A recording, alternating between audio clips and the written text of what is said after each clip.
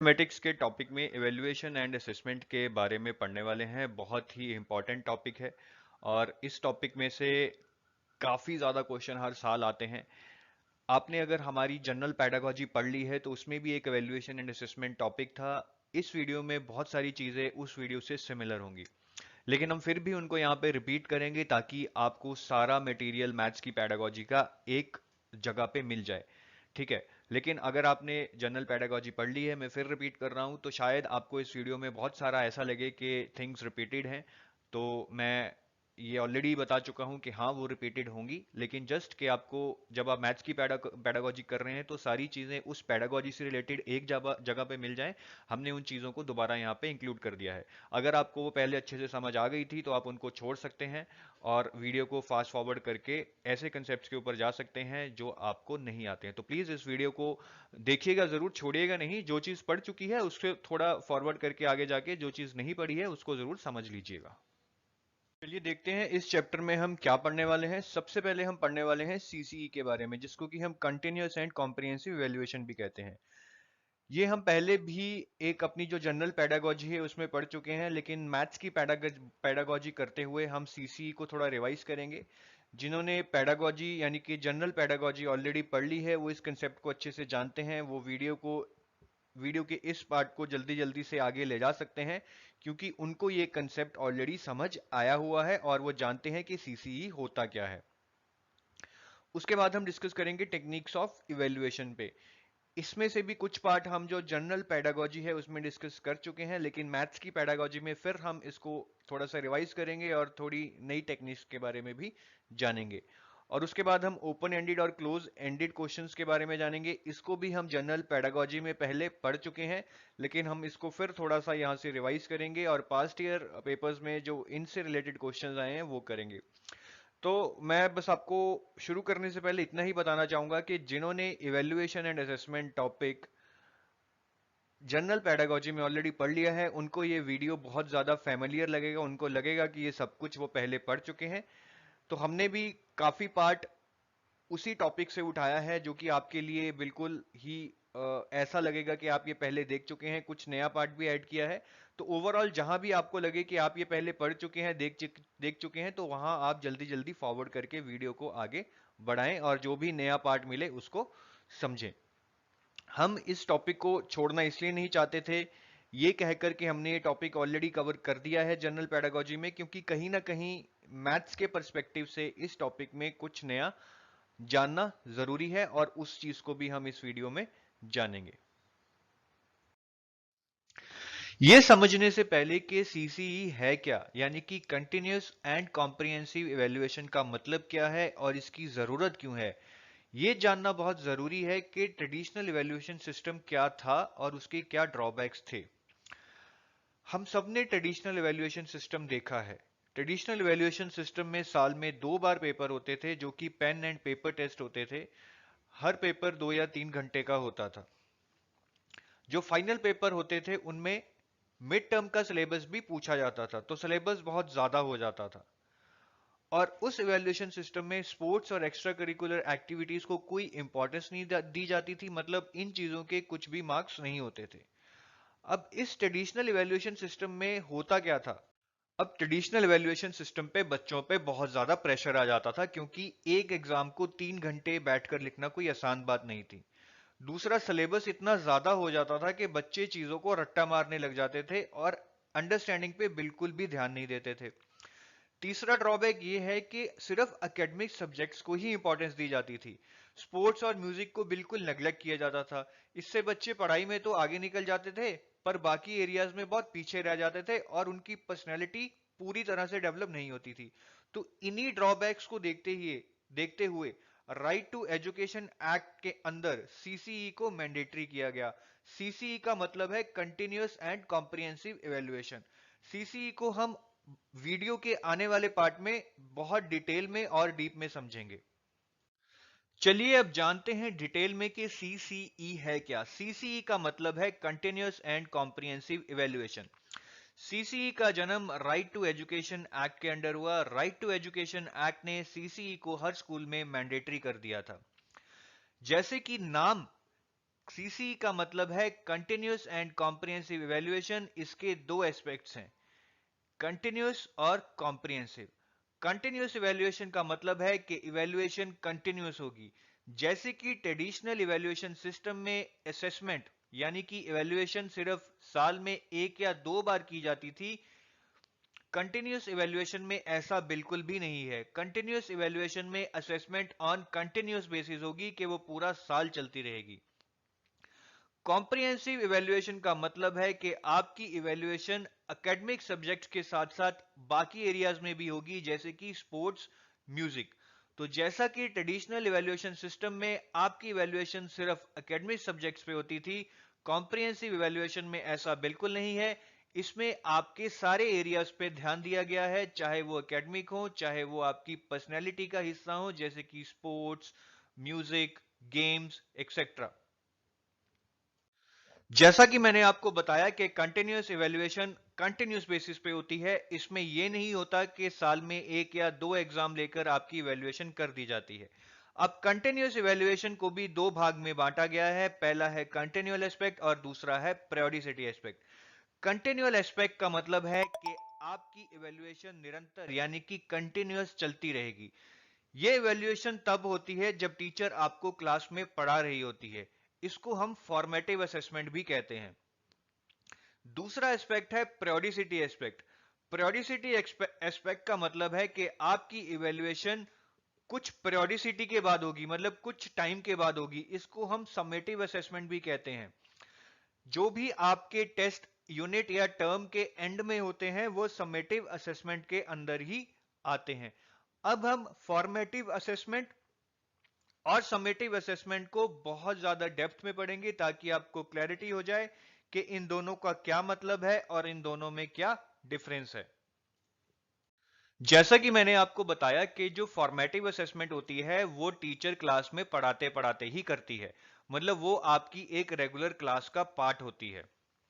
अब जैसे कि टीचर ने आपको क्लास में कुछ काम करने को दिया, या चैप्टर खत्म होने के बाद आपका एक ऑरल टेस्ट या क्यूज ले लिया, या फिर चैप्टर के दौरान आपको कुछ लैब में एक्सपेरिमेंट करवाया, ये सब फॉर्मेटिव असेसमेंट के अंडर ही आता है। ऐसे ही टीचर जो भी आपको होमवर्क देती है या प्रोजेक्ट्स या असाइनमेंट्स देती है या कुछ रिसर्च वर्क देती है, वो भी फॉर्मेटिव असेसमेंट के अंडर ही आता है। अब फॉर्मेटिव असेसमेंट से ही रिलेटेड टर्म है प्लेसमेंट इवैल्यूएशन। प्लेसमेंट इवैल्यूएशन होती क्या है? कई बार टीचर आपको नया चैप्टर शुरू करवाने से पहले आपकी प्रीवियस नॉलेज चेक करती है कि आपके बेसिक्स ठीक भी हैं या नहीं। इसी चीज को हम प्लेसमेंट इवैल्यूएशन कहते हैं। कई बार जब आप जैसे फिफ्थ क्लास से सिक्स क्लास में जाते हैं तो आपकी सिक्स की टीचर भी ये चेक कर सकती है कि जो भी फिफ्थ तक पढ़ाया गया है वो आपको आता है या नहीं। ये इसलिए जरूरी है क्योंकि सिक्स का सिलेबस आपको तभी समझ आएगा अगर आपको फिफ्थ के कंसेप्ट्स और बेसिक्स क्लियर हैं। तो आपकी प्रीवियस नॉलेज को चेक करना प्लेसमेंट इवैल्यूएशन के अंडर आता है, और इसकी ओवरऑल कैटेगरी फॉर्मेटिव असेसमेंट है। मतलब मैं ये कह सकता हूं कि प्लेसमेंट इवैल्यूएशन प्रीवियस नॉलेज को चेक करना है और प्लेसमेंट इवैल्यूएशन फॉर्मेटिव असेसमेंट का ही पार्ट है। अब हम कुछ सैलिएंट फीचर्स डिस्कस करेंगे फॉर्मेटिव असेसमेंट के। सबसे पहला फीचर जो हम डिस्कस करने वाले हैं वो है डायग्नोस्टिक एंड रेमेडियल। देखिए, सबसे पहले ये बात जाननी बहुत जरूरी है कि फॉर्मेटिव असेसमेंट एक ऐसी असेसमेंट नहीं है जिसमें हम कुछ कुछ देर के बाद एग्जाम ले लेते हैं और बस कुछ मार्क्स या ग्रेड्स दे देते हैं। जो बाकी असेसमेंट्स होती हैं उनमें बच्चे की इंप्रूवमेंट का कोई स्कोप नहीं होता, लेकिन फॉर्मेटिव असेसमेंट का जो सबसे बड़ा ऑब्जेक्टिव है वो ये है कि बच्चे की लर्निंग को इंप्रूव किया जाए। इसीलिए formative assessment diagnostic and remedial होती है। डायग्नोस्टिक का मतलब है कि टीचर को चाहिए कि फॉर्मेटिव असेसमेंट के थ्रू ये देखे कि बच्चा कहां गलती कर रहा है और क्यों गलती कर रहा है। और जब टीचर को यह पता लग जाए कि बच्चा कहां और क्यों गलती कर रहा है, वो इसको रेमेडियल टीचिंग दे, मतलब वो बच्चे को समझाए कि वो अपनी गलतियों को कैसे सुधार सकता है। चलिए अब हम एक एग्जांपल लेते हैं। सपोज कीजिए एक बच्चे ने इस क्वेश्चन को ऐसे सॉल्व किया। उसने 2 इंटू 3 को 5 लिख दिया और 2 प्लस 3 को 6 लिख दिया। ये दोनों ही गलत हैं। ऐसे ही उसने 2 इंटू 4 को 6 लिख दिया और 2 प्लस 4 को 8 लिख दिया।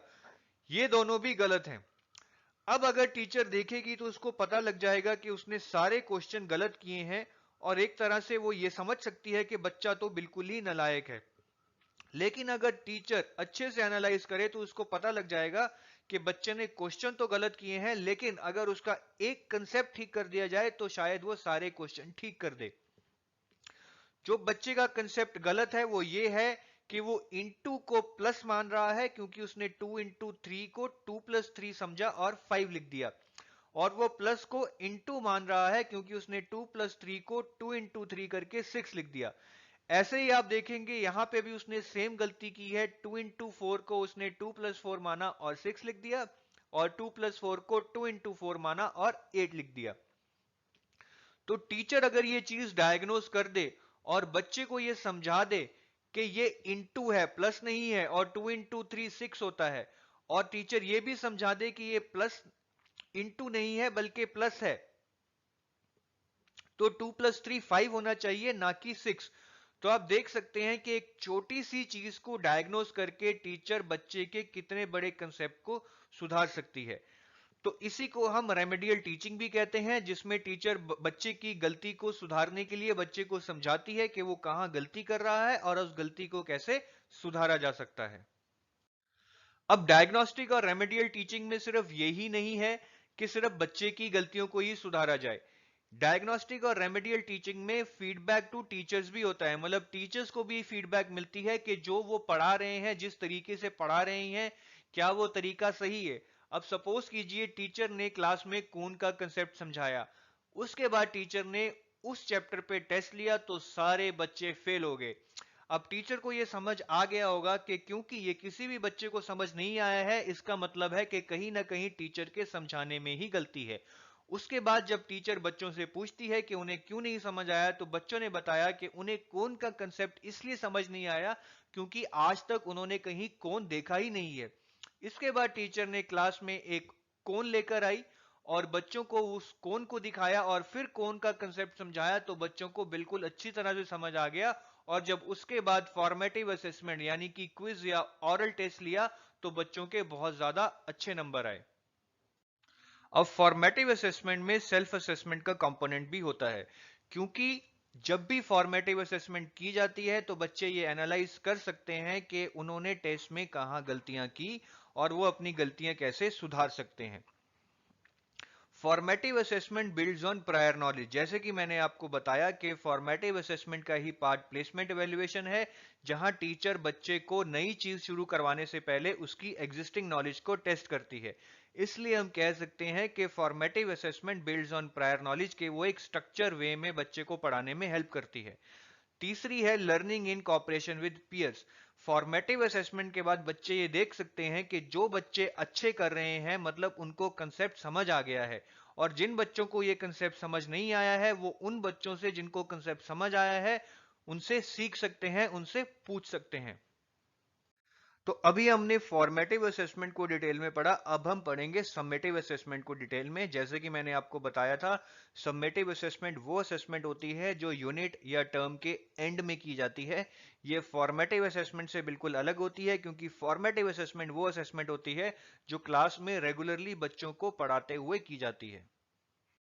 जैसा कि मैंने आपको बताया, समेटिव असेसमेंट वो असेसमेंट होती है जो यूनिट या टर्म के एंड में की जाती है। समेटिव असेसमेंट में आप बच्चों को एमसीक्यूज पूछ सकते हैं, शॉर्ट आंसर टाइप क्वेश्चंस पूछ सकते हैं, या लॉन्ग आंसर टाइप क्वेश्चंस पूछ सकते हैं। समेटिव असेसमेंट बेसिकली ये टेस्ट करती है कि बच्चों में रिटेंशन की कितनी कैपेसिटी है, कि क्या वो पिछले 1 या 2 महीने में पढ़ाया गया कंटेंट रिटेन कर पाते हैं या नहीं।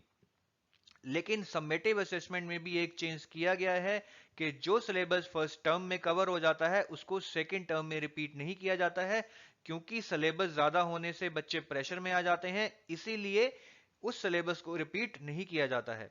और समेटिव असेसमेंट का एक ऑब्जेक्टिव ये भी होता है कि स्टूडेंट्स को ग्रेड्स दिए जाएं, मतलब उनको एक तरह से रैंक किया जाए। फॉर्मेटिव असेसमेंट में कभी भी ग्रेडिंग या रैंकिंग नहीं की जाती है। तो हमने कंटिन्यूस इवेल्युएशन को अच्छे से पढ़ लिया है। हमने ये भी पढ़ लिया है कि फॉर्मेटिव और समेटिव असेसमेंट क्या होती हैं और इनके क्या क्या सैलिएंट फीचर्स हैं। अब अगर हम कॉम्प्रिहेंसिव इवेल्युएशन की बात करें तो कॉम्प्रिहेंसिव इवेल्युएशन का मतलब होता है कि जो हमारी इवेल्युएशन होनी चाहिए वो कॉम्प्रिहेंसिव होनी चाहिए, वो हमारे सारे एस्पेक्ट्स को इवेल्युएट करनी चाहिए। ठीक है, अब स्कूल्स में ज़्यादातर क्या होता है कि सिर्फ बच्चों के सब्जेक्ट्स में मार्क्स देखे जाते हैं और उसी के बेस पे जज किया जाता है कि कौन कितना इंटेलिजेंट है या कौन कितना इंटेलिजेंट नहीं है। लेकिन ये गलत है, क्योंकि सब्जेक्ट्स यानी कि मैथ, साइंस, इंग्लिश के अलावा और भी बहुत एरियाज हैं जहाँ पे हमें बच्चों को इवेल्युएट करना चाहिए।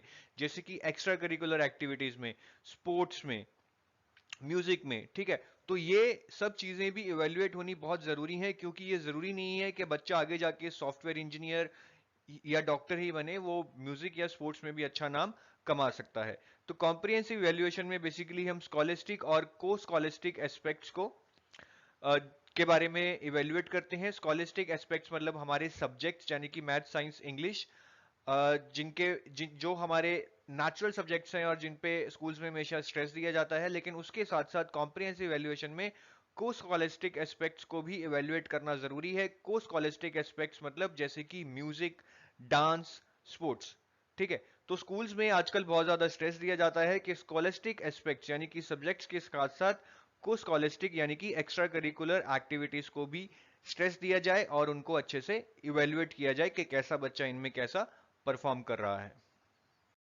चलिए अब हम और तीन कंसेप्ट्स पढ़ेंगे। पहला है असेसमेंट फॉर लर्निंग, दूसरा है असेसमेंट एज लर्निंग और तीसरा है असेसमेंट ऑफ लर्निंग।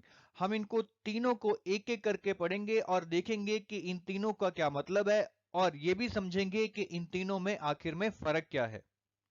चलिए शुरू करते हैं असेसमेंट फॉर लर्निंग से। जरा नाम पे ध्यान दीजिए, असेसमेंट फॉर लर्निंग मतलब लर्निंग के लिए असेसमेंट। असेसमेंट फॉर लर्निंग का पर्पस ये होता है कि लर्निंग को इंप्रूव किया जा सके, उसको सुधारा जा सके।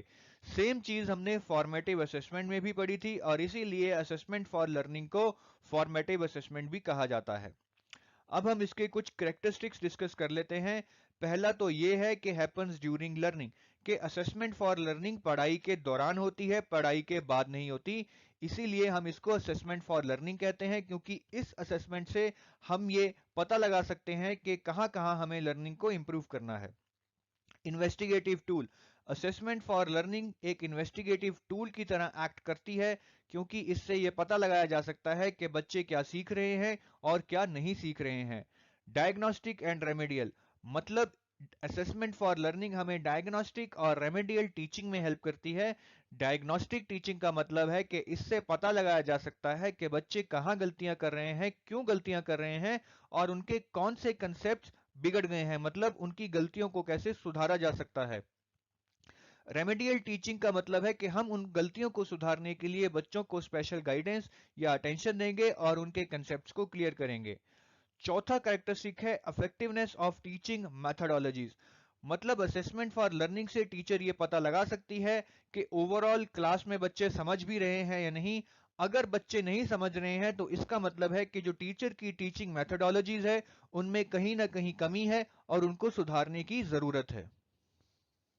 चलिए अब हम नेक्स्ट डिस्कस करेंगे असेसमेंट ऑफ लर्निंग। यहां भी आप नाम पे ध्यान दीजिए, असेसमेंट ऑफ लर्निंग, कि जो हमने सीखा है हम उसकी असेसमेंट करेंगे। मतलब कि ये असेसमेंट पढ़ाई के दौरान नहीं होती बल्कि पढ़ाई के बाद होती है, और इसका ऑब्जेक्टिव होता है ये जानना कि बच्चे कितना सीख पाए हैं। हमने ये सेम चीज समेटिव असेसमेंट में भी पढ़ी थी, इसीलिए असेसमेंट ऑफ लर्निंग को समेटिव असेसमेंट भी कहा जाता है। ये असेसमेंट यूनिट के एंड में या फिर टर्म के एंड में की जाती है। ये असेसमेंट एक एविडेंस एक्ट करती है कि बच्चे ने कैसा परफॉर्म किया है।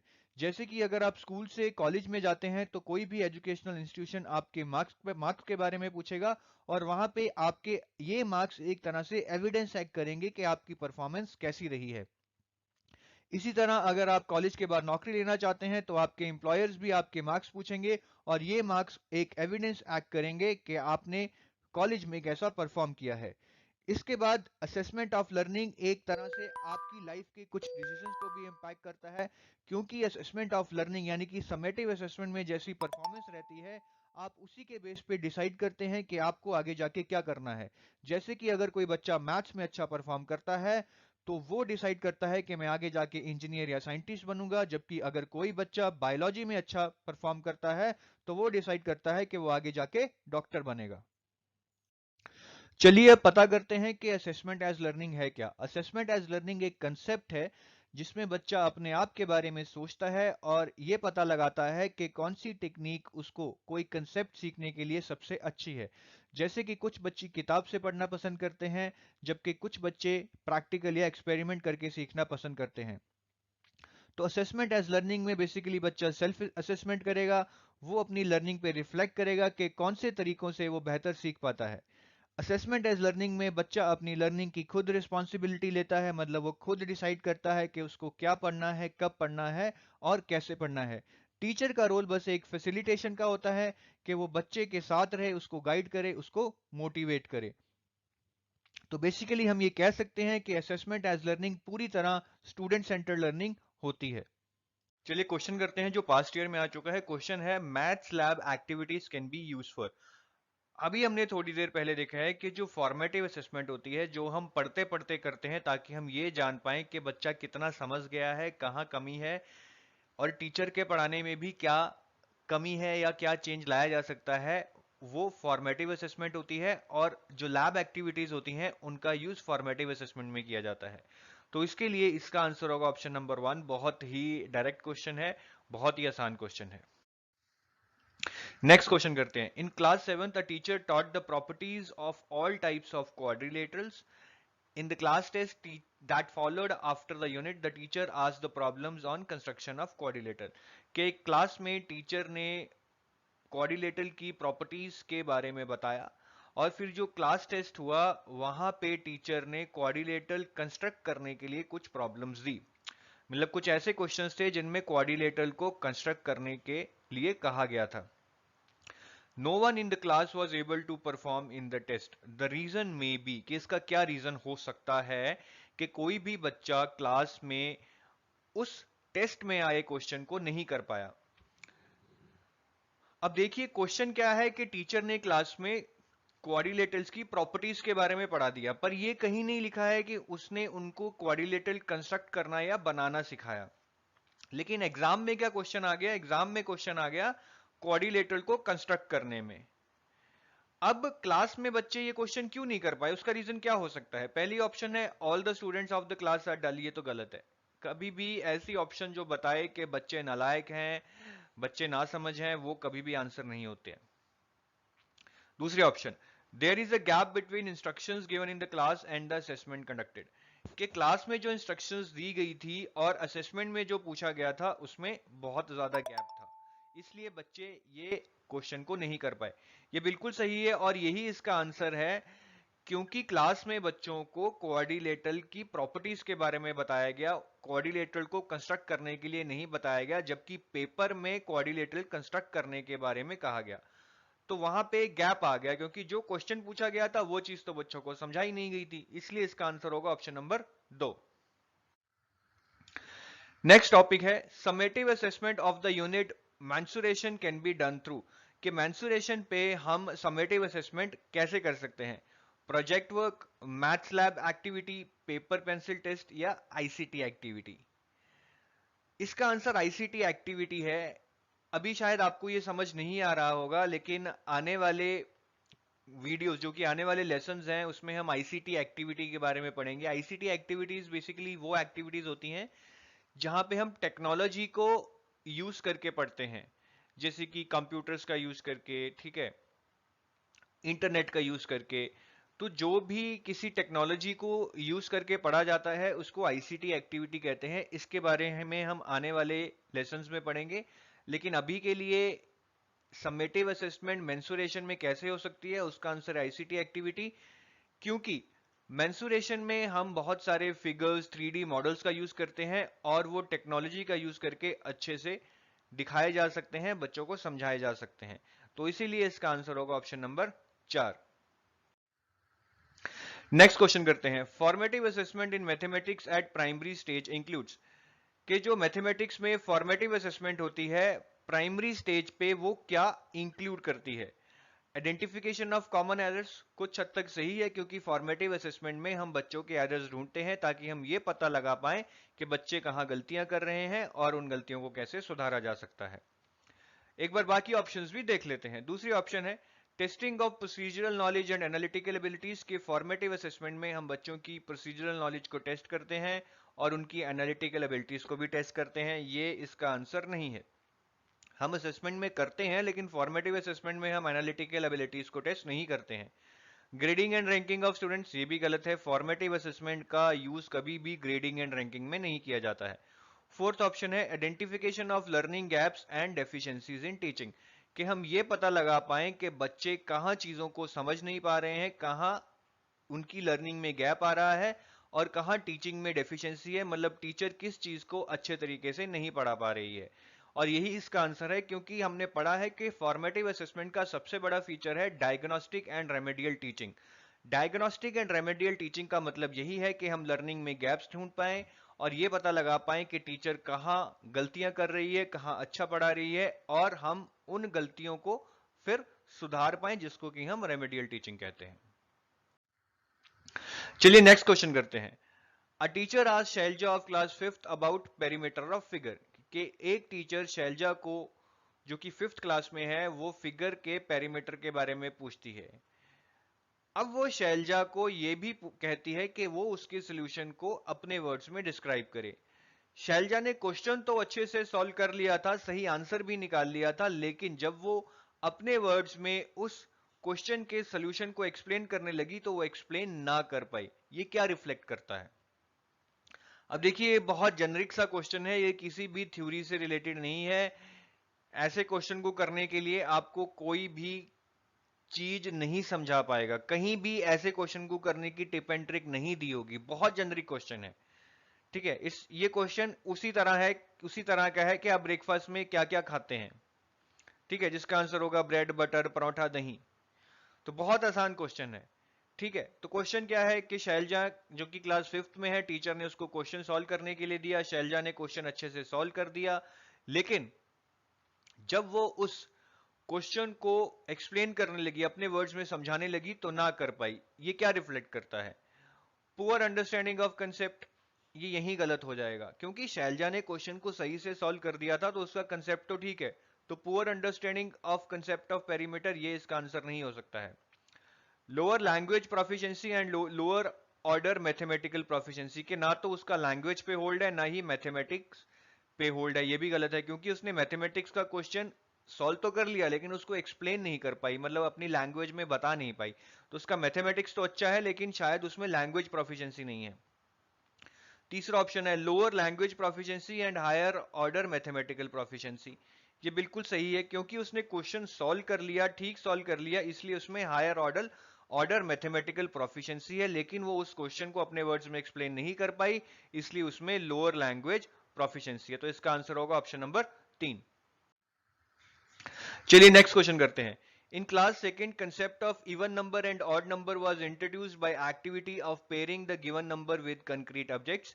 Then teacher asked the students to check, कि एक क्लास में इवन नंबर और ऑड नंबर के कंसेप्ट को समझाया गया और उस कंसेप्ट को समझाने के बाद टीचर ने बच्चों को बोला कि वो ये कैलकुलेट करें कि उनके बॉक्स में जो स्केचेस हैं वो इवन नंबर हैं या ऑड नंबर हैं, ठीक है। फिर टीचर ने ये भी चेक करने के लिए बोला कि वो ये चेक करें कि उनके मैथमेटिक्स की पेज में जो मैथमेटिक्स की बुक में जो पेजेस हैं वो इवन है या ऑड नंबर हैं। तो टीचर ने जब ये दोनों टास्क दिए कि अपने नंबर ऑफ क्रेयॉन्स को या फिर स्केचेस को कैलकुलेट करके बताइए कि वो इवन है या ऑड है, या बच्चों की मैथमेटिक्स की बुक में पेज ऑड है या इवन है, तो ये टास्क जो टीचर ने बच्चों को दिए, ये क्या है, इनमें से वो कौन सी ऑप्शन से रिलेट करता है? Assessment for learning, assessment as learning, assessment at the end of learning, assessment of learning. देखिए, अब यहाँ पे क्या है, ये टीचर बच्चे को पढ़ाते ही एक टास्क दे रही है और देखना चाहती है कि अब बच्चे समझ पा रहे हैं या नहीं। अगर बच्चे नहीं समझ पा रहे तो उनको कैसे और अच्छे तरीके से समझाया जा सकता है।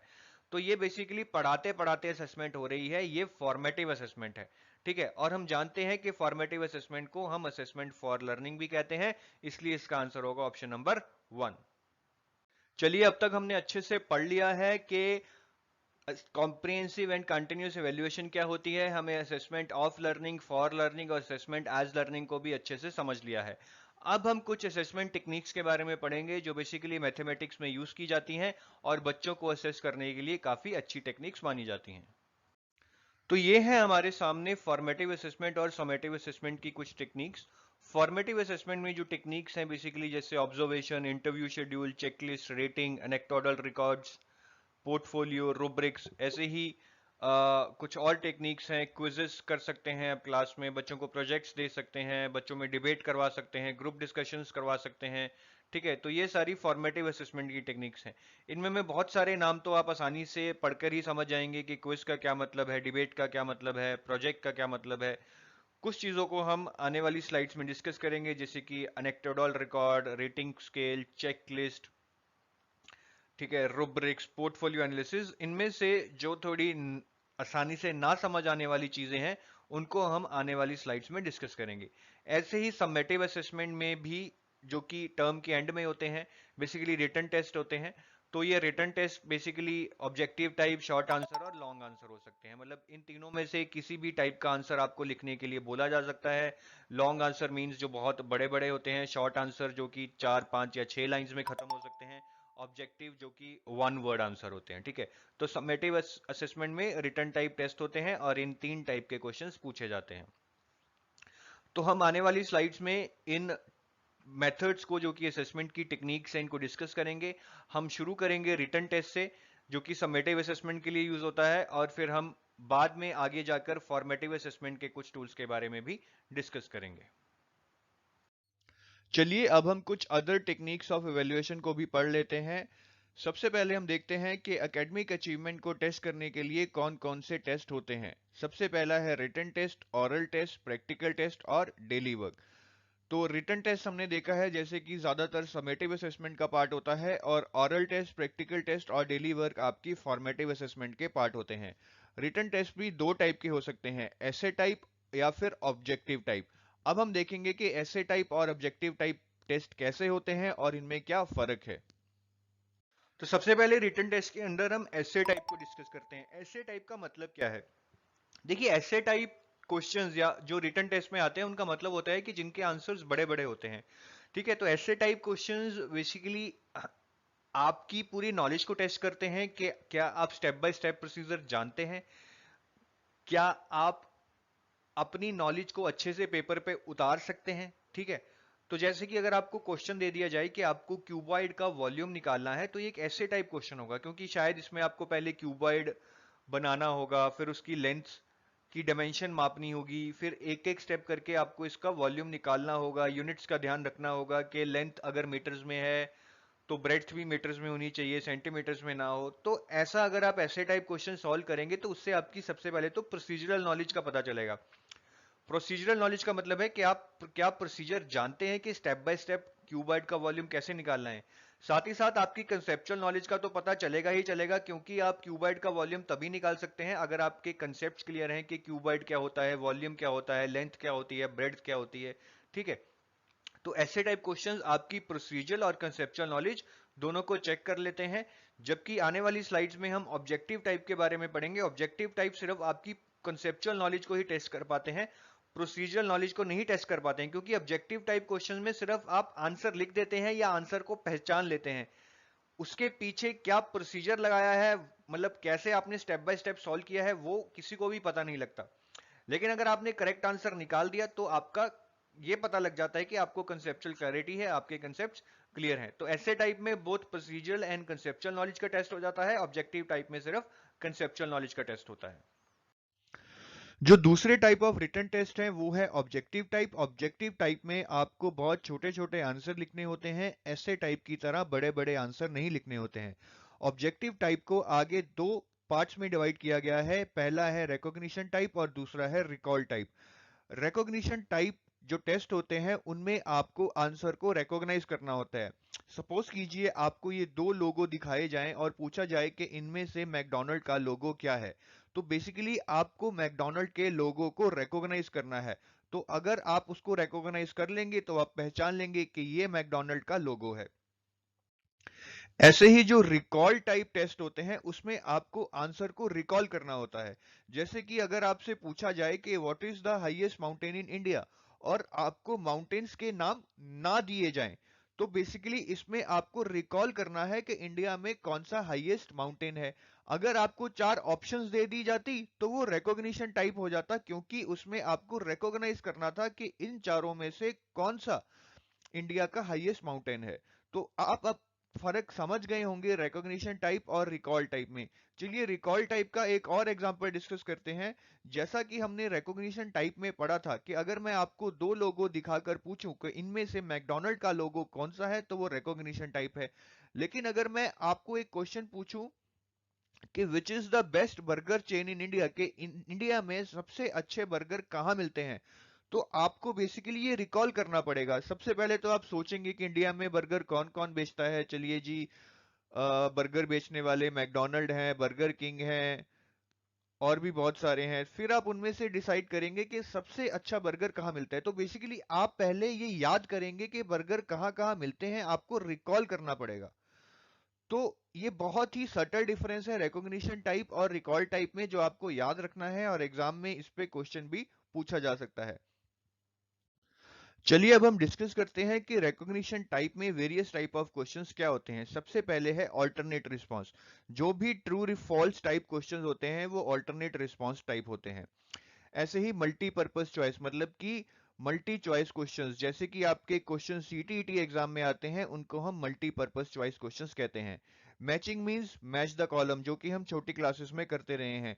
क्लासिफिकेशंस मींस कि आपको कुछ चीजें दे दी जाती हैं और आपको उनको क्लासिफाई करना होता है। जैसे कि अगर आपसे पूछा जाए कि एक ग्रुप ऑफ एनिमल्स को आप डोमेस्टिक और वाइल्ड एनिमल्स में क्लासिफाई करें, तो वो क्लासिफिकेशन टाइप क्वेश्चंस बन जाएगा। सिंपल रिकॉर्ड मतलब जिसमें आपको बहुत ही सिंपल रिकॉल होता है, आपको ज्यादा याद नहीं करना पड़ता है। जैसे कि आपसे क्वेश्चन पूछा जाए कि आपके दादाजी का नाम क्या है, तो बेसिकली वो बहुत ही सिंपल रिकॉल होगा, इसीलिए उसको हम रिकॉल टाइप में नहीं बल्कि रिकॉग्निशन टाइप में डालते हैं। कंप्लीशन मतलब जैसे कि फिल इन द ब्लैंक्स होती हैं, वो भी रिकॉग्निशन टाइप क्वेश्चंस में ही आती हैं। चलिए अभी हमने ये रिटन टेस्ट के बारे में डिस्कस किया जो कि समेटिव असेसमेंट में यूज होता है। अब हम फॉर्मेटिव असेसमेंट की कुछ टेक्निक्स के बारे में डिस्कस करेंगे कि इन टेक्निक्स को यूज करके हम कैसे फॉर्मेटिव असेसमेंट कर सकते हैं। नेक्स्ट हम डिस्कस करेंगे ऑब्जर्वेशन। ऑब्जर्वेशन फॉर्मेटिव असेसमेंट के लिए बहुत इंपॉर्टेंट टेक्निक है। इसमें टीचर बच्चे को क्वेश्चन सॉल्व करते हुए ऑब्जर्व करती है और पता लगाती है कि क्या बच्चे की नॉलेज ठीक है या नहीं है। क्योंकि मैथ्स में एक ऐसा सब्जेक्ट है कि शायद बच्चा आंसर सही से निकाल ले, लेकिन फिर भी उसको प्रोसीजर ना पता हो कि इसको स्टेप बाय स्टेप कैसे सॉल्व करना है। अगर टीचर बच्चे को ऑब्जर्व करेगी, ये पता लगाएगी कि बच्चा स्टेप बाय स्टेप चीजों को कैसे एग्जीक्यूट कर रहा है, तो टीचर ये अच्छे से जान पाएगी कि बच्चा प्रोसीजर में कहाँ गलती कर रहा है और बच्चे की गलतियों को सुधारने में उसकी हेल्प कर सकती है। तो हमें ये याद रखना है कि मैथमेटिक्स में प्रोसीजरल नॉलेज का होना बहुत जरूरी है। मतलब हमें क्वेश्चन को कैसे स्टेप बाय स्टेप करना है, इस चीज का पता होना बहुत जरूरी है। और टीचर इस चीज को अच्छे से तभी एनालाइज कर सकती है अगर वो ऑब्जर्वेशन का यूज करेगी, अगर वो बच्चों को क्वेश्चन करते हुए देखेगी और उनकी गलतियों को समझेगी। चलिए पहली टेक्निक जो हम डिस्कस करने वाले हैं वो है एनेक्टोडल रिकॉर्ड्स। एनेक्टोडल रिकॉर्ड्स बेसिकली वो रिकॉर्ड्स हैं जो टीचर बच्चे की अचीवमेंट्स, प्रोग्रेस और उसकी वीकनेसेस के बारे में मेंटेन करती है। एनेक्टोडल रिकॉर्ड्स के खास कैरेक्टरिस्टिक ये हैं कि ये सबसे पहले बहुत शॉर्ट होते हैं। मतलब आप बहुत ही शॉर्ट में लिखेंगे कि आपने जो ऑब्जर्व किया बच्चे के बारे में। दूसरा है कि ये ऑब्जेक्टिव होते हैं। ऑब्जेक्टिव का मतलब है ये फैक्ट ड्रिवन होते हैं, ओपिनियन ड्रिवन नहीं होते हैं।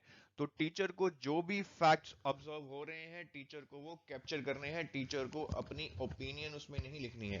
और तीसरा है कि ये जितने एक्यूरेट हो उतना ही अच्छा है, क्योंकि इनके बेस पे ही बच्चे को आगे जाकर किस चीज की जरूरत है ये डिसाइड किया जाएगा। कुछ और चीजें समझ लेते हैं एनेक्टोडल रिकॉर्ड्स के बारे में। पहले तो इन रिकॉर्ड्स को टीचर को साथ ही साथ मेंटेन करना चाहिए। मतलब टीचर अब अगर कुछ भी ऑब्जर्व करती है तो उसको साथ ही साथ लिख लेना चाहिए, उसको डिले नहीं करना चाहिए, क्योंकि बाद में टीचर वो चीज भूल जाएगी। अगर आप बच्चे के प्रॉपर एनेक्टोडल रिकॉर्ड्स मेंटेन करेंगे तो ओवर अ पीरियड वो बच्चे की एक तरह से डेवलपमेंट रिपोर्ट बन जाती है कि पहले बच्चा कैसे करता था, अब बच्चा उन चीजों को कैसे करता है, बच्चे में क्या इंप्रूवमेंट हुई है, ये सारा उस चीज में कैप्चर हो जाएगा। एनेक्टोडल रिकॉर्ड्स इस चीज को भी हाईलाइट करेंगे कि क्या बच्चे को कोई स्पेशल इंस्ट्रक्शन की जरूरत है, कि जैसे अगर कोई बच्चा किसी चीज को नहीं समझ पा रहा है तो उस बच्चे को वो चीज हम कैसे समझा सकते हैं कुछ अलग तरीके से। और एनेक्टोडल रिकॉर्ड्स पेरेंट्स के साथ भी शेयर किए जा सकते हैं, क्योंकि जैसा कि मैंने आपको बताया, ये ओवर अ पीरियड बच्चे की डेवलपमेंट के बारे में इंफॉर्मेशन प्रोवाइड करते हैं। तो जब इनको पेरेंट्स के साथ शेयर किया जा सकता है तो पेरेंट्स भी इन्हें एनालाइज कर सकते हैं कि बच्चे की क्या स्ट्रेंथ्स हैं, क्या वीकनेसेस हैं, और बच्चे को किस एरिया में स्पेशल अटेंशन चाहिए। आप सैंपल के तौर पे यहाँ पे एक एनेक्टोडल रिकॉर्ड देख सकते हैं जहाँ टीचर ने अंशिका के बारे में लिखा है, जो कि क्लास 9th की स्टूडेंट है। यहाँ पे टीचर का नाम मिस्टर मोहित है, डेट भी रिकॉर्ड की गई है और ये भी रिकॉर्ड किया गया है कि ये ऑब्जर्वेशन क्लासरूम में, प्लेग्राउंड में, लैब में कहाँ पे रिकॉर्ड हुई है। और इस एनेक्टोडल रिकॉर्ड को ऑब्जर्व करने का पर्पस भी लिखा गया है कि टीचर ये रिकॉर्डिंग इसलिए कर रहा है ताकि ये ऑब्जर्व किया जा सके कि क्या अंशिका ने नंबर लाइन के कंसेप्ट को समझ लिया है या नहीं। और उसके बाद में टीचर ने डिटेल में लिखा है कि अंशिका ने 5 रैशनल नंबर्स लिख दिए हैं 1 और 2 के बीच में, और उसने ये भी रियलाइज कर लिया है कि ऐसे इनफाइनाइट रैशनल नंबर्स एग्जिस्ट करते हैं 1 और 2 के बीच में। तो टीचर ने ये भी कंक्लूड कर दिया है कि अंशिका ने नंबर लाइन बहुत अच्छे से बनाई है और उसको नंबर लाइन का कंसेप्ट समझ आ गया है। तो ये बेसिकली एक तरह का एनेक्टोडल रिकॉर्ड है जो टीचर ने अंशिका के बारे में ऑब्जर्व किया है, और ये बाद में यूज किया जा सकता है अंशिका की डेवलपमेंट को गेज करने के लिए, मेजर करने के लिए, कि अंशिका ने 7 जुलाई को नंबर लाइन का कंसेप्ट सीख लिया था, फिर 14 जुलाई को कुछ और सीख लिया, 21 जुलाई को कुछ और सीख लिया। तो इससे टीचर ये पता लगा सकती है कि अंशिका कैसे चीजों को सीख रही है, किस स्पीड से सीख रही है, और उसे कहां कहां प्रॉब्लम आ रही है। ठीक है, तो हमें ये याद रखना है कि एनेक्टोडल रिकॉर्ड्स टीचर के लिए बहुत इंपॉर्टेंट टूल है बच्चे को असेस करने के लिए। और over the period of time जब हम एनेक्टोडल रिकॉर्ड को खोल के देखते हैं तो हमें यह पता लग जाता है कि बच्चे ने कैसे डेवलपमेंट की है, धीरे धीरे की है, जल्दी जल्दी की है, कहां गलतियां की हैं, कैसे कैसे उसकी गलतियों को सुधारा गया है। नेक्स्ट जो असेसमेंट की टेक्निक है वो है चेकलिस्ट। चेकलिस्ट क्या है? चेकलिस्ट बेसिकली एक सिस्टमेटिक तरीका है ताकि आप डाटा कलेक्ट कर पाए बच्चे के बिहेवियर को लेके, बच्चे की नॉलेज को लेके, या बच्चे की किसी भी स्किल को लेकर। तो चेकलिस्ट में क्या होता है, आपको क्वेश्चंस दे दिए जाते हैं और आपको उस क्वेश्चन के अगेंस्ट यस या नो लगाना पड़ता है। कि जैसे कि पहला क्वेश्चन है, did the learner accept challenges in the problem solving willingly, कि जब लर्नर प्रॉब्लम सॉल्विंग कर रहा था तो क्या उसने चैलेंजेस को एक्सेप्ट किया। इसका आंसर अगर यस होगा तो इसका मतलब लर्नर चैलेंजेस को एक्सेप्ट करता है, अगर नो होगा तो मतलब लर्नर चैलेंजेस को एक्सेप्ट नहीं करता है। तो इससे क्या होगा, इस चेकलिस्ट को देखकर बेसिकली आप ये पता लगा पाएंगे कि लर्नर का बेसिकली एटीट्यूड क्या है, उसका बिहेवियर क्या है, या उसकी नॉलेज कैसी है। ठीक है, तो ये चेकलिस्ट भी एक बहुत इंपॉर्टेंट टूल है बच्चों को एसेस करने के लिए। नेक्स्ट बारी आती है रेटिंग स्केल की। रेटिंग स्केल बेसिकली एक एक्सटेंडेड चेकलिस्ट ही है, लेकिन इसमें यस नो की बजाय आपको 5 रेटिंग्स दे दी जाती हैं और हर क्वेश्चन के अगेंस्ट आपको वो रेटिंग सेलेक्ट करनी पड़ती है। अब सपोज कीजिए आपको एक क्वेश्चन पूछा जाए कि राम डिसऑनेस्ट है या ऑनेस्ट है। इसका आंसर शायद यस या नो में ना दिया जा पाए, क्योंकि शायद कुछ इंस्टेंसेस में राम ऑनेस्ट हो, लेकिन कभी कभी शायद वो डिसऑनेस्टी भी दिखा देता हो। कि जैसे अगर टीचर उसको पूछे कि क्या उसने खाना खा लिया, तो शायद उसने खाना ना खाया हो, तब भी कभी कभी वो हाँ बोल देता है। लेकिन इसके पीछे शायद कोई ऐसा रीजन नहीं है कि वो शैतानी करना चाहता है या वो चालाक है, ये उसका भोलापन ही है कि कभी कभी वो झूठ बोल देता है। तो अगर टीचर से ये क्वेश्चन पूछा जाए कि बच्चा डिसऑनेस्ट है या ऑनेस्ट है, तो शायद इसका सही आंसर नहीं होगा कि यस या नो में दिया जा सके। लेकिन हाँ, टीचर उसको एक स्केल पे दे सकती है कि 5 में से 4 नंबर उसको ऑनेस्टी पे दिए जा सकते हैं कि काफी ऑनेस्ट है, लेकिन फिर भी इतना भी ऑनेस्ट नहीं है कि हम 5 में से 5 नंबर दे दें। ठीक है, तो कई बार ऐसे क्वेश्चंस होते हैं असेसमेंट करते हुए जिनको हम यस या नो में आंसर नहीं दे सकते। उन क्वेश्चंस के लिए बेसिकली रेटिंग स्केल्स होते हैं। आप लर्नर की किसी भी क्वालिटी या बिहेवियर को रेट कर सकते हैं और बाद में लर्नर को ओवरऑल रेटिंग भी दी जाती है, जो कि उसकी प्रॉपर इवेल्युएशन में काम आती है। नेक्स्ट है रूब्रिक। रूब्रिक भी एक तरह का रेटिंग स्केल है, लेकिन रेटिंग में जनरली हम कुछ भी रैंडम क्वेश्चंस डाल सकते हैं और हर क्वेश्चन के अगेंस्ट हम बच्चे को रेटिंग दे सकते हैं। लेकिन रूब्रिक में क्या होता है, रूब्रिक में बेसिकली आप कोई भी असाइंड वर्क को कंपोनेंट्स में डिवाइड कर देते हैं और उन कंपोनेंट्स को आप रेट करते हैं। जैसे कि आपका अगर कंपोनेंट है कि आप ये मतलब आपकी जो असाइंड वर्क है जिस पे आप बच्चे को रेट करना चाहते हैं, वो है कि बच्चे ने असाइनमेंट कैसी की है, अच्छी की है या बुरी की है। तो आप उसको कंपोनेंट्स में डिवाइड कर लेंगे कि बच्चे ने क्या असाइनमेंट टाइम पे दी थी, क्या बच्चे ने असाइनमेंट कंप्लीट कर ली थी, क्या बच्चे की असाइनमेंट एक्यूरेट थी, क्या बच्चे ने असाइनमेंट में स्टेप बाय स्टेप चीजों को एक्सप्लेन किया है, ओवरऑल असाइनमेंट की ऑर्गेनाइजेशन कैसी है। तो यहां पे जो एक मेन काम था जो कि असाइनमेंट था, आपने उसको कंपोनेंट्स या पैरामीटर्स में डिपेंड कर लिया है और हर पैरामीटर को आप फिर रेटिंग देंगे। सबमिशन टाइमलाइंस में आप रेटिंग देंगे 1 2 3 4। 4 का मतलब कि प्रोजेक्ट बिल्कुल टाइम पे मिला था, 1 का मतलब कि प्रोजेक्ट 3 दिन डिले से मिला था, ठीक है। तो ये पहले कंपोनेंट की रेटिंग हो गई। तो यहां पे आप देख सकते हैं कि हर रेटिंग की डेफिनेशन भी दी गई है। एक का मतलब 3 दिन डिले, 4 का मतलब बिल्कुल ऑन टाइम।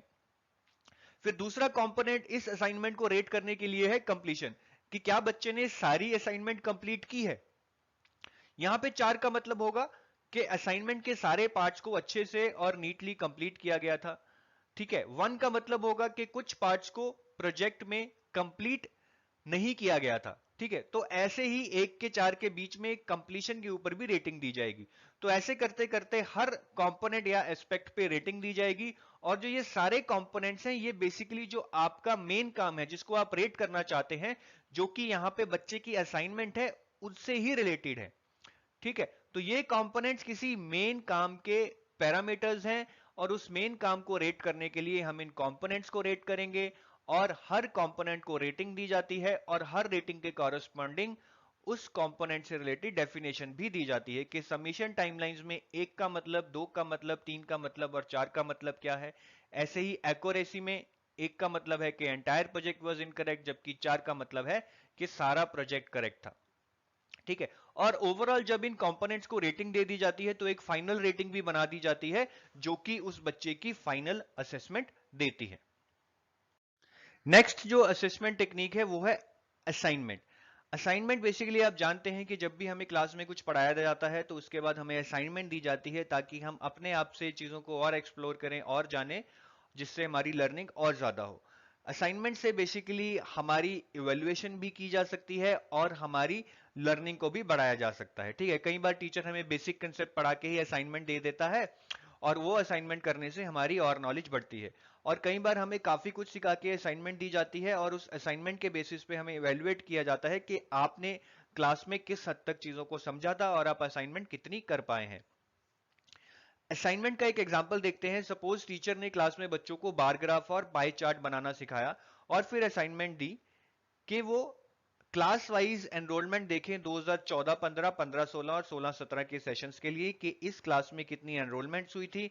और इन तीनों सालों की एनरोलमेंट्स जब वो जान लें तो इन तीनों सालों की एनरोलमेंट्स को रिप्रेजेंट करने के लिए वो बार ग्राफ और पाई चार्ट ड्रॉ करें और उससे फिर कुछ कंक्लूजन्स निकालें। कंक्लूजन्स क्या हो सकते हैं कि जैसे 2014 में एनरोलमेंट्स 2015 से कम थी, 2015 में 2016 से भी कम थी, तो enrolments over the period increase हो रही हैं, ठीक है। तो ये शायद एक कंक्लूजन हो सकता है।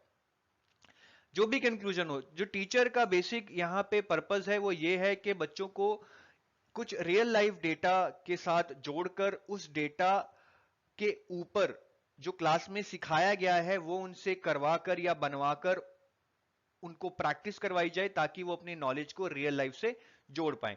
जैसे कि यहां पे भी बच्चों को 2014, 15, 16 का डेटा इकट्ठा करने के लिए बोला जाता है और फिर क्लास में सिखाए गए बार चार्ट और पाई डायग्राम को यूज करके इस डेटा को रिप्रेजेंट करने के लिए कहा जाता है।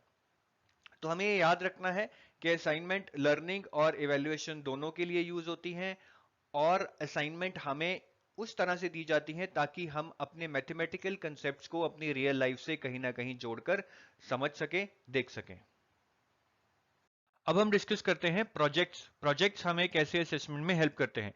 प्रोजेक्ट बेसिकली एक ऐसी प्रॉब्लम होती है जो बिल्कुल आपकी बुक से रिलेटेड नहीं होती है, बुक से कुछ हटकर होती है, रियल लाइफ से रिलेटेड होती है, ठीक है। वो प्रॉब्लम को सॉल्व करने के लिए आपको बहुत ज्यादा मोटिवेशन मिलती है क्योंकि आपको लगता है कि आप बहुत बड़ा काम कर रहे हैं।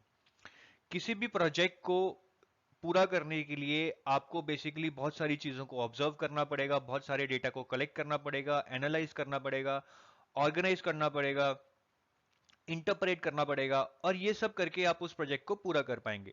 जैसे कि सपोज कीजिए आपको टीचर ज्योमेट्री पढ़ाती है और फिर ज्योमेट्री के ऊपर आपको एक प्रोजेक्ट देती है कि ज्योमेट्री में आपने जितने भी कंसेप्ट्स पढ़े हैं, ट्रायंगल्स के, लाइंस के, एंगल्स के, उनको यूज करके बेसिकली आप अपनी सराउंडिंग्स में जो बिल्डिंग्स हैं, जो ट्रीज हैं, उनकी हाइट निकालिए, उनका एरिया निकालिए, उनका वॉल्यूम निकालिए।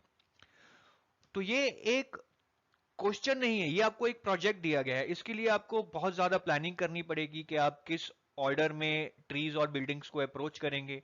उन बिल्डिंग्स के अंदर जाने के लिए बेसिकली आप किन किन लोगों को अप्रोच करेंगे, कहाँ कहाँ कॉल करेंगे, उनके नंबर कहाँ से निकालेंगे, फिर बिल्डिंग्स की शेप्स कैसे रिकॉग्नाइज करेंगे कि रेक्टेंगल है, स्क्वायर है, ट्रेपेजॉइड है, क्या है।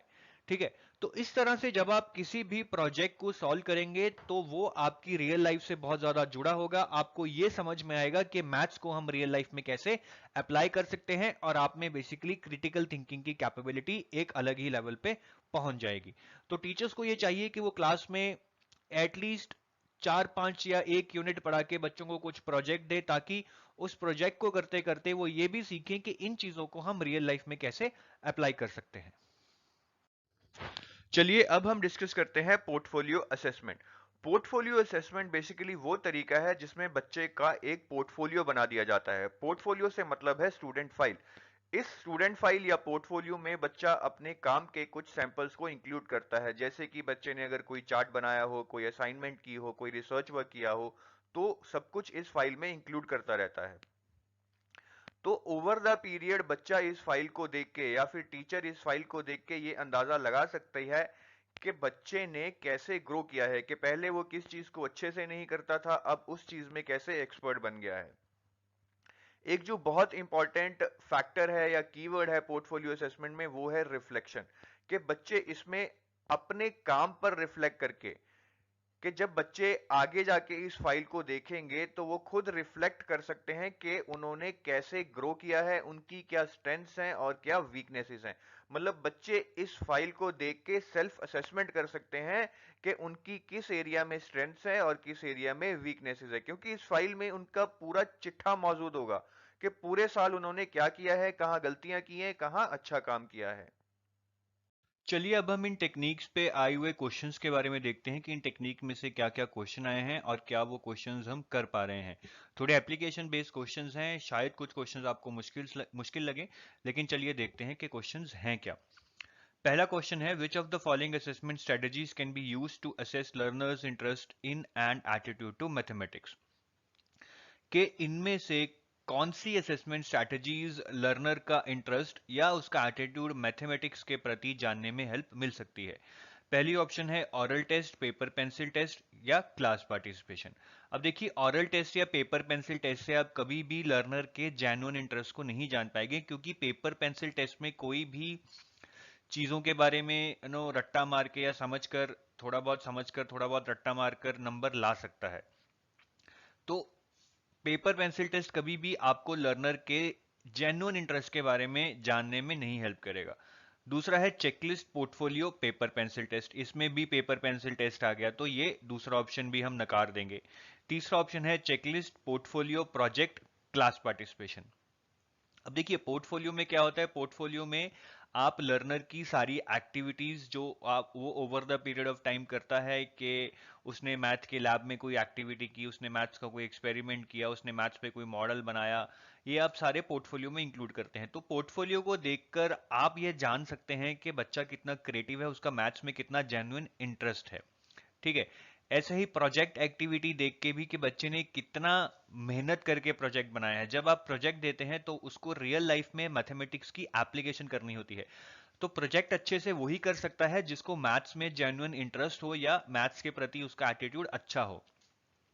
क्लास पार्टिसिपेशन, क्लास में भी वही बच्चे पार्टिसिपेट करते हैं, बढ़ चढ़कर आंसर देते हैं, टीचर से क्वेश्चन पूछते हैं जिनको मैथ्स में जेन्युइन इंटरेस्ट हो।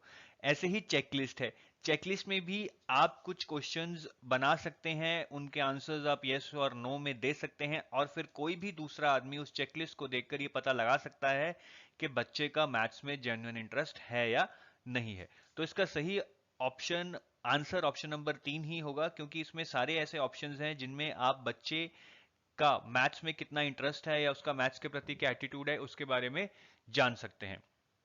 चौथी ऑप्शन है portfolio project paper pencil test. यहां पे अगेन पेपर पेंसिल टेस्ट आ गया है, तो चौथा ऑप्शन भी गलत है।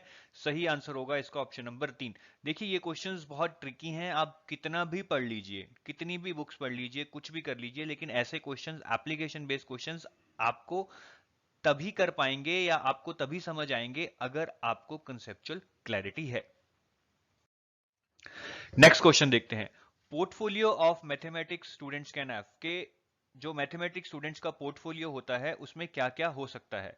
Record of his photographs, drawing and artwork, record of class work and homework notebooks, record of assignments, worksheets, maths lab activity record, write up of any mathematics model, mathematic poster, cards, new type of problem attempted or generalizations made, etc. चौथी option है record of all the class test, unit test conducted during the formative and summative assessment. तो अगर आप देखें कि पहला option photographs, drawing and art work, ये math से रिलेटेड नहीं है, आर्ट वर्क, तो ये बच्चे के पोर्टफोलियो में नहीं होगा। Record of class work and homework notebooks, ये आप डाल सकते हैं, लेकिन क्या पोर्टफोलियो में सिर्फ यही डालेंगे? जी नहीं, है ना। पोर्टफोलियो में मैंने आपको बताया आप काफी चीजें डालेंगे कि बच्चे ने मैथ्स के लैब में क्या किया, मैथमेटिक्स का कोई मॉडल बनाया, उसकी डिटेल्स इंक्लूड करेंगे, मैथमेटिक्स का कोई एक्सपेरिमेंट किया, कोई पोस्टर बनाया, उसको भी इंक्लूड करेंगे, मैथमेटिक्स की कुछ नई प्रॉब्लम्स को अटेम्प्ट किया, उसको भी इंक्लूड करेंगे। तो पोर्टफोलियो बच्चे की एक्टिविटी का पूरा रिकॉर्ड होता है कि उसने कब कब क्या क्या किया। ठीक है, तो इसीलिए इसका आंसर होगा ऑप्शन नंबर 3, क्योंकि इसमें हम सब कुछ इंक्लूड कर रहे हैं जो बच्चे के पोर्टफोलियो में आना चाहिए कि बच्चे ने क्या क्या असाइनमेंट्स की, क्या वर्कशीट्स की, लैब में क्या किया, क्या क्या मॉडल बनाए, क्या क्या नए प्रॉब्लम सॉल्व किए। तो पोर्टफोलियो के लिए सही आंसर होगा ऑप्शन नंबर 3। नेक्स्ट क्वेश्चन करते हैं, which of the following assessment strategies can be used to make connections of mathematics with real life and promote interdisciplinarity? कि इनमें से कौन सी असेसमेंट स्ट्रेटजीज मैथमेटिक्स का रियल लाइफ के साथ कनेक्ट बनाने में हेल्प करेंगी और दूसरे डिसिप्लिन्स में मैथ्स की इंपॉर्टेंस को स्ट्रेस करेंगी कि मैथ्स का साइंस में क्या रोल है, मैथ्स का फिजिक्स में क्या रोल है। तो इनमें से वो कौन सी असेसमेंट स्ट्रेटजीज हैं जो इन दोनों चीजों में हेल्प करेंगी?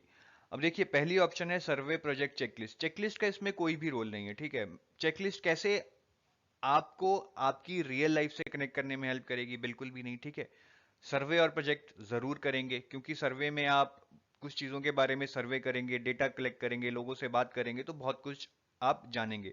प्रोजेक्ट में भी आपको एक ऐसी प्रॉब्लम दे दी जाती है जिससे आप रियल लाइफ, जो आपकी रियल लाइफ से कनेक्ट करती है, आपको बहुत ज़्यादा रिसर्च करनी पड़ती है, लोगों से बातचीत करनी पड़ती है, डेटा कलेक्ट करना पड़ता है, उसको एनालाइज करना पड़ता है। तो सर्वे और प्रोजेक्ट दोनों ही आपको मैथमेटिक्स की रियल लाइफ की इंपॉर्टेंस के बारे में बताते हैं और मैथमेटिक्स की बाकी डिसिप्लिन्स में भी इंपॉर्टेंस के बारे में बताते हैं, लेकिन चेकलिस्ट नहीं। इसलिए पहला ऑप्शन गलत है। दूसरा ऑप्शन है field trip oral test checklist, ये भी गलत हो जाएगी, क्योंकि ऑरल टेस्ट और चेकलिस्ट आपको मैथमेटिक्स का रियल लाइफ से कनेक्शन बनाने में हेल्प नहीं करते हैं। तीसरा ऑप्शन है फील्ड ट्रिप, सर्वे और प्रोजेक्ट, ये बिल्कुल सही है। सर्वे और प्रोजेक्ट के बारे में ऑलरेडी बता चुका हूं। फील्ड ट्रिप में भी आप क्लासरूम से बाहर निकलते हैं, फील्ड में जाते हैं, चीजों को एक्चुअल में देखते हैं कि किसी बिल्डिंग को देखा, उसके स्ट्रक्चर को समझा और उसका एरिया निकालने की कोशिश की, ठीक है। तो फील्ड ट्रिप में भी आप बाहर जाके रियल लाइफ से कनेक्ट करते हैं, मैथमेटिक्स को अप्लाई करने की कोशिश करते हैं। तो इसलिए इसका आंसर होगा ऑप्शन नंबर 3। फोर्थ ऑप्शन भी एक बार देख लेते हैं, field trip oral test. Oral test आ गया तो बिल्कुल ही ये ऑप्शन गलत हो गया, तो इसीलिए इसका आंसर होगा ऑप्शन नंबर 3। नेक्स्ट क्वेश्चन करते हैं, Ankur got 0 marks in a word problem और लीनियर इक्वेशंस इन असेसमेंट। कि अंकुर के लीनियर इक्वेशंस की असेसमेंट में 0 मार्क्स आए, पर टीचर को यह पता है कि Ankur linear equations correctly solve कर सकता है लेकिन पेपर में नहीं कर पाया है। तो टीचर उसकी रिपोर्ट में क्या रिमार्क देगी? Ankur is not studying and practising at home, कि अंकुर घर पे जाके पढ़ता नहीं है और प्रैक्टिस नहीं करता है? नहीं, ऐसा तो कहीं भी नहीं कहा है, तो ये गलत है। Ankur has not understood the concept of linear equations completely, कि अंकुर ने लीनियर इक्वेशंस के कंसेप्ट को नहीं समझा है, ये भी गलत है, क्योंकि भले ही अंकुर के 0 मार्क्स आए हैं लेकिन टीचर को पता है कि अंकुर लीनियर इक्वेशंस को अच्छे से सॉल्व कर सकता है। तो दूसरा ऑप्शन भी गलत है कि अंकुर को लीनियर इक्वेशंस का कंसेप्ट ही नहीं आता है। तीसरी option, Ankur has a problem in understanding the language of question though he can solve the equations, कि अंकुर लीनियर इक्वेशंस को सॉल्व कर सकता है लेकिन वो लीनियर इक्वेशन जिस क्वेश्चन से बनती है उस क्वेश्चन को कॉम्प्रिहेंड करने में उसको प्रॉब्लम आती है। अगर उस क्वेश्चन को कोई लीनियर इक्वेशन बना के दे दे कि उस क्वेश्चन को लीनियर इक्वेशन के टर्म्स में रिप्रेजेंट कर दे तो अंकुर वो लीनियर इक्वेशन सॉल्व कर लेगा, लेकिन वो क्वेश्चन को कॉम्प्रिहेंड नहीं कर पा रहा है कि इस क्वेश्चन को लीनियर इक्वेशन में कैसे कन्वर्ट करे। ये बिल्कुल सही है और यही इसका आंसर है, क्योंकि क्वेश्चन में भी ये लिखा है कि उसने लीनियर इक्वेशंस पे जो प्रॉब्लम थी उसको सॉल्व नहीं कर पाया, उसके 0 मार्क्स आए, लेकिन वो लीनियर इक्वेशन को सॉल्व कर पाता है। मतलब वो उसके 0 मार्क्स क्यों आए? क्योंकि वो क्वेश्चन से लीनियर इक्वेशन नहीं बना पा रहा था। ठीक है, तो इसका आंसर होगा ऑप्शन नंबर 3 और यही इसका सही आंसर है। अब हम टाइप्स ऑफ क्वेश्चंस के बारे में पढ़ेंगे कि डिफरेंट टाइप्स ऑफ क्वेश्चंस क्या हैं जो आपकी असेसमेंट टेक्निक्स में पूछे जा सकते हैं।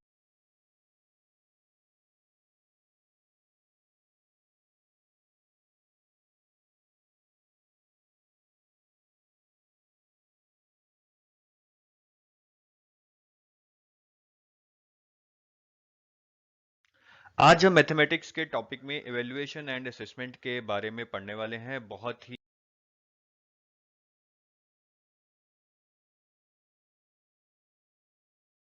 चेकलिस्ट आपको मैथमेटिक्स का रियल लाइफ से कनेक्शन बनाने में हेल्प नहीं करते हैं।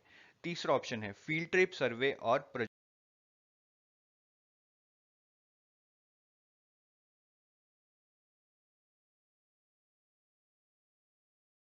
उस क्वेश्चन को लीनियर इक्वेशन के टर्म्स में रिप्रेजेंट कर दे तो अंकुर वो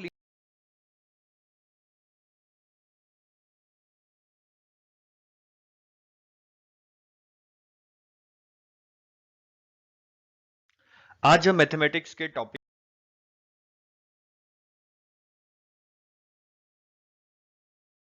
करते हैं तो उसका आप एक बहुत ही सिंपल सा आंसर दे सकते हैं कि आप 1 से 8 घंटे या 9 से 18 घंटे या 18 घंटे से ज्यादा अपनी पढ़ाई पे स्पेंड करते हैं।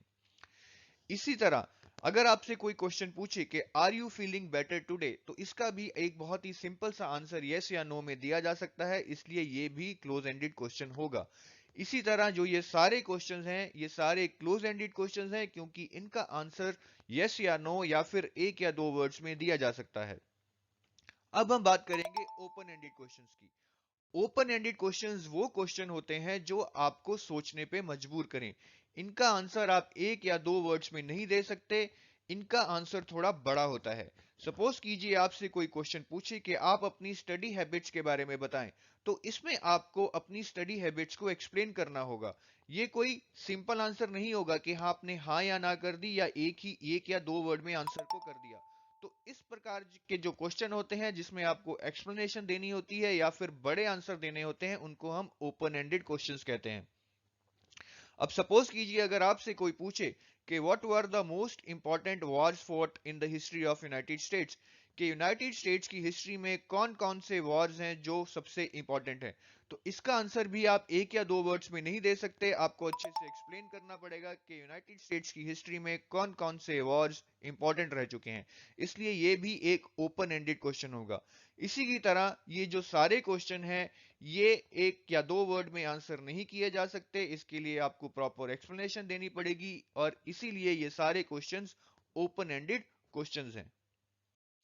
ओपन एंडेड क्वेश्चंस की एक खासियत है कि ये बच्चे में क्रिटिकल थिंकिंग स्किल्स को डेवलप करते हैं। जैसे कि अगर बच्चे से पूछा जाए कि please evaluate the policies made by Modi government, तो इस क्वेश्चन को आंसर देने के लिए बच्चे को बहुत सोचना पड़ेगा और इससे बच्चे में क्रिटिकल थिंकिंग स्किल्स डेवलप होंगी। अब अगर मैं ऐसे टाइप और ऑब्जेक्टिव टाइप टेस्ट को ओपन एंडेड और क्लोज एंडेड में कैटेगराइज करना चाहूं, तो जो ऐसे टाइप क्वेश्चंस होंगे वो ओपन एंडेड क्वेश्चंस होंगे, क्योंकि ऐसे टाइप क्वेश्चंस को आंसर करने के लिए आपको प्रॉपर एक्सप्लेनेशन देनी पड़ती है और बहुत ज्यादा आपकी क्रिटिकल थिंकिंग भी यूज होती है। Objective type questions close ended questions होंगे, क्योंकि इन क्वेश्चंस को आप बहुत सिंपल तरीके से यस या नो में आंसर कर सकते हैं या एक या दो वर्ड्स में आंसर कर सकते हैं। चलिए हम कुछ और क्वेश्चंस करते हैं पास्ट ईयर्स पे जो कि ओपन एंडेड और क्लोज एंडेड के कंसेप्ट पे आए हैं।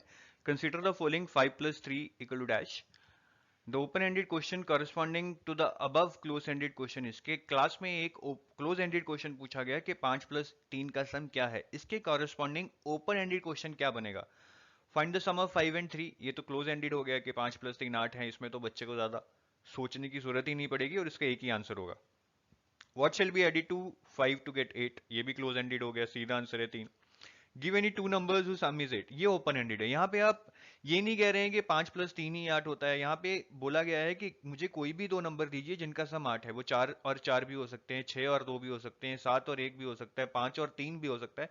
तो ये एक ओपन एंडेड क्वेश्चन है कि बच्चा सोचेगा कि उसके पास क्या डिफरेंट ऑप्शंस हैं और उसके बेस पे शायद वो सारी ऑप्शंस बता दे या एक दो ऑप्शंस बता दे, लेकिन उसको सोचना पड़ेगा। कोई सीधा प्रॉब्लम नहीं है कि 5 + 3 का सम कर दो और 8 हो जाएगा। इसलिए इसका आंसर होगा ऑप्शन नंबर 3। नेक्स्ट क्वेश्चन करते हैं, which one of the following question is open ended, कि इनमें से कौन सा क्वेश्चन ओपन एंडेड है। ये भी वैसा ही क्वेश्चन है जैसा कि पहला क्वेश्चन था। पहली ऑप्शन है 15 × 3, ये तो सीधा है, इक्वल टू 45, ये तो क्लोज एंडेड हो गया। हाउ विल यू मल्टीप्लाई 15/3, ये भी क्लोज एंडेड है कि आप 15 को 3 से कैसे मल्टीप्लाई करेंगे। Write any two numbers whose product is 45, ये ओपन एंडेड हो गया कि आप मुझे ऐसे कोई भी दो नंबर्स बताइए जिनका प्रोडक्ट 45 है, क्योंकि यहाँ पे आपको सोचना पड़ेगा। अब वो कैसे सोच सकते हैं, आप इसके फैक्टर्स निकालेंगे, फैक्टर्स को कंबाइन करेंगे तो आपको पता चलेगा कि 45 का प्रोडक्ट होने के लिए कोई भी दो नंबर्स 9 और 5 हो सकते हैं, 15 और 3 हो सकते हैं। ठीक है, ऐसे बहुत सारे ऑप्शंस बनेंगे आपके पास। तो ये एक ओपन एंडेड क्वेश्चन है कि जिसमें आपको सोचना पड़ेगा कि मुझे प्रोडक्ट 45 चाहिए, तो इसके लिए मैं कौन कौन से दो नंबर्स को मल्टीप्लाई कर सकता हूं। इसलिए इसका आंसर भी ऑप्शन नंबर 3 होगा। जो हमने पहले क्वेश्चन किया था वो सिमिलर टू दिस क्वेश्चन, आप देख सकते हैं कि सेम ही कंसेप्ट पे बार बार पेपर में क्वेश्चन पूछे जाते हैं। उसमें एडिशन का था कि दो ऐसे नंबर्स बताइए जिनका सम 8 होगा, एडिशन पे बेस्ड था। ये मल्टीप्लिकेशन पे बेस्ड है कि दो ऐसे नंबर बताइए जिनका प्रोडक्ट 45 हो। ठीक है, तो इसलिए इसका आंसर ऑप्शन नंबर 3 है। और हमने ओपन एंडेड के कंसेप्ट को अच्छे से समझ लेना चाहिए कि ओपन एंडेड क्वेश्चंस होते क्या हैं। चलिए नेक्स्ट क्वेश्चन करते हैं, which of the following questions are open ended questions and can be used to enhance mathematical thinking, कि इनमें से कौन से क्वेश्चंस ओपन एंडेड क्वेश्चंस हैं और मैथमेटिकल थिंकिंग को एनहांस करने में हमारी हेल्प करते हैं। पहली ऑप्शन है, find the solution of 2x + 4 = 8, ये तो ओपन एंडेड क्वेश्चन नहीं है, यहाँ से आप सीधा x निकाल लेंगे, तो ये ओपन एंडेड क्वेश्चंस नहीं है। Right a real world problem for which 2x + 4 = 8 is a solution, कि आप मुझे कोई ऐसी रियल वर्ल्ड प्रॉब्लम बताइए जिसमें 2x + 4 = 8 इज अ सोल्यूशन, कि जिसका सोल्यूशन ये हो। ये एक ओपन एंडेड क्वेश्चन है। आप सोचेंगे कि ये तो आपको एक मैथ्स में बता दिया गया है, 2x + 4 = 8, आपको x ढूंढना है, लेकिन ऐसी रियल वर्ल्ड प्रॉब्लम क्या होगी।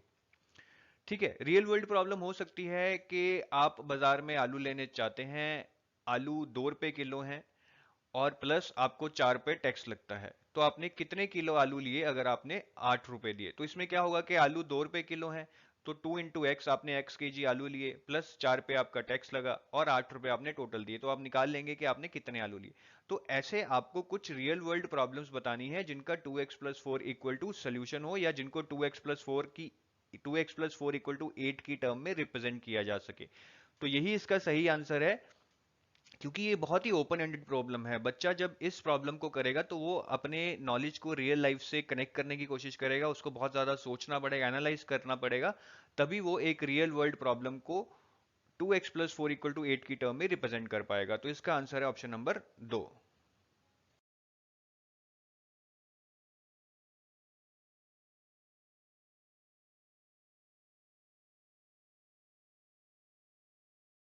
अब हम पढ़ते हैं कि रिफ्लेक्टिव एंड एक्सप्लोरेटरी टास्क क्या होते हैं। जब आप असेसमेंट देते हैं तो या तो आप बच्चों को रिफ्लेक्टिव टास्क देंगे या फिर एक्सप्लोरेटरी टास्क देंगे। रिफ्लेक्टिव टास्क क्या होता है, रिफ्लेक्टिव टास्क में बेसिकली आप ये एनालाइज करते हैं कि जो भी चीजें आज तक आपने सीखी हैं, प्रैक्टिस की हैं, आपने टेस्ट दिए हैं, उनमें आपने क्या सीखा, आपकी परफॉर्मेंस कैसी रही, कौन से आपके स्ट्रेंथ वाले एरियाज हैं, कौन से आपके वीक एरियाज हैं, आपको क्या आता है, या आप किस चीज पे काम करना चाहते हैं या आपको काम करना चाहिए। तो रिफ्लेक्टिव में बेसिकली आप अपने पास्ट की परफॉर्मेंस को, पास्ट की नॉलेज को एनालाइज करते हैं और ये पता लगाते हैं कि आगे जाके आपको क्या करना है, आपको क्या एक्शन प्लान बनाना है। एक्सप्लोरेटरी में क्या होता है, एक्सप्लोरेटरी में बेसिकली जो भी नॉलेज आपने गेन की है आप उसको फर्दर एक्सप्लोर करते हैं थ्रू एक्सपेरिमेंट्स, थ्रू एक्टिविटीज। ठीक है, जैसे कि आपने मैथ में जाके, लैब में जाके कोई एक्सपेरिमेंट किया, फील्ड में जाके कुछ देखा, कोई मॉडल्स बनाए। ठीक है, तो ये सारी एक्टिविटीज आपको एक्सप्लोर करने में हेल्प करती हैं, ताकि जो भी आपने नॉलेज सीखी है आप उसको रियल लाइफ में अप्लाई कर पाएं और चीजों को और एक्सप्लोर कर पाएं। जैसे कि अगर टीचर बच्चों को बाहर गार्डन में ले जाए और गार्डन में जाके उस गार्डन का पेरीमीटर या एरिया निकालने के लिए कहे, तो वो एक एक्सप्लोरेटरी एक्टिविटी होगी कि बच्चे जाके एक्सप्लोर करेंगे कि जो उन्होंने नॉलेज गेन की है वो यहाँ पे कैसे अप्लाई होती है, गार्डन का एरिया क्या है, गार्डन की डायमेंशंस क्या हैं, ये रेक्टेंगल है या स्क्वायर है, ठीक है। तो इस तरह बहुत सारी एक्सप्लोरेटरी एक्टिविटीज बच्चों को करवाई जा सकती हैं और करवानी भी चाहिए। चलिए अब हम एक क्वेश्चन देख लेते हैं जो कि रिफ्लेक्टिव और एक्सप्लोरेटरी पे पास्ट ईयर पेपर्स में आ चुका है। क्वेश्चन है, Nadeem gave the following task to his class after completing the topic on lines and angles. के नदीम ने, जो कि टीचर हैं, लाइंस एंड एंगल्स कंप्लीट करने के बाद बच्चों को एक टास्क दिया क्लास में, जो कि ये टास्क था, उन्होंने बच्चों को ये डायग्राम दिखाई और बोला कि इस डायग्राम को देखकर वो 2 मिनट के लिए बोलें based on their knowledge of lines and angles, के जो भी उन्होंने लाइंस एंड एंगल्स में सीखा है उसके बेस पे वो इस फिगर को एनालाइज करें और इस पे 2 मिनट के लिए बोले। क्वेश्चन है, ये टास्क क्या है? Reflective in nature, can be use to pass time? नहीं, ऐसा टास्क टीचर क्लास में पास टाइम के लिए तो नहीं करवाएगा, क्योंकि वो कुछ ना कुछ तो इस टास्क से गेज करना चाहता है जब वो बच्चों को ये डायग्राम दे रहा है और उनको 2 मिनट के लिए बोलने के लिए कह रहा है। तो पहला ऑप्शन गलत है। Exploratory nature can be use for summative assessment, कि ये टास्क एक्सप्लोरेटरी नेचर है और समेटिव असेसमेंट्स में यूज किया जा सकता है, ये भी गलत है। पहली बात तो ये टास्क एक्सप्लोरेटरी है ही नहीं, क्योंकि इसमें बेसिकली टीचर उनको लाइंस एंड एंगल्स पढ़ाने के बाद एक फिगर पे 2 मिनट बोलने के लिए कह रहा है। तो ये एक तरह का रिफ्लेक्टिव टास्क होगा। जब बच्चा इस फिगर के ऊपर बोलेगा तो वो ये टेस्ट करेगा कि उसने लाइंस एंड एंगल्स में जो भी सीखा क्या वो उसको इससे रिलेट कर पा रहा है, क्या वो इन सब कंसेप्ट्स को आपस में रिलेट करके 2 मिनट के लिए बोल सकता है। तो ये एक रिफ्लेक्टिव टास्क होगा जिससे बच्चा ये गेज करेगा कि जो भी उसने सीखा क्या वो उसको अच्छे से सीख पाया है या उसको अभी भी कुछ कमियां लग रही हैं जिनको उसको इंप्रूव करना पड़ेगा। तो ये एक रिफ्लेक्टिव टास्क होगा। तीसरा है, reflective as well as can be use for formative assessment. ये बिल्कुल सही है, ये टास्क रिफ्लेक्टिव है, साथ ही साथ ये फॉर्मेटिव असेसमेंट के लिए भी यूज हो सकता है, क्योंकि टीचर क्लास में लाइंस एंड एंगल्स पढ़ाने के बाद ही साथ ही उसको ये डायग्राम दिखाता है क्लास को और 2 मिनट बोलने के लिए कहता है। तो ये फॉर्मेटिव असेसमेंट में हेल्प कर सकता है, क्योंकि जब बच्चे 2 मिनट के लिए बोलेंगे तो टीचर को पता लग जाएगा कि क्या बच्चों को लाइंस एंड एंगल्स का कंसेप्ट समझ आ गया है, और अगर कहीं कुछ बच्चों को समझ नहीं आया है तो वो कहाँ गलतियां कर रहे हैं, या फिर टीचर के ही पढ़ाने में कहीं गलती तो नहीं है। टीचर ये सब चीजों को गेज कर पाएगा, इनके बारे में जान पाएगा। तो टीचर बेसिकली फॉर्मेटिव असेसमेंट को यूज करके डायग्नोस्टिक और रेमेडियल टीचिंग भी दे पाएगा। तो इसीलिए इसका आंसर है ऑप्शन नंबर 3। चलिए guys, thank you for watching this video. हम आशा करते हैं कि आपको ये वीडियो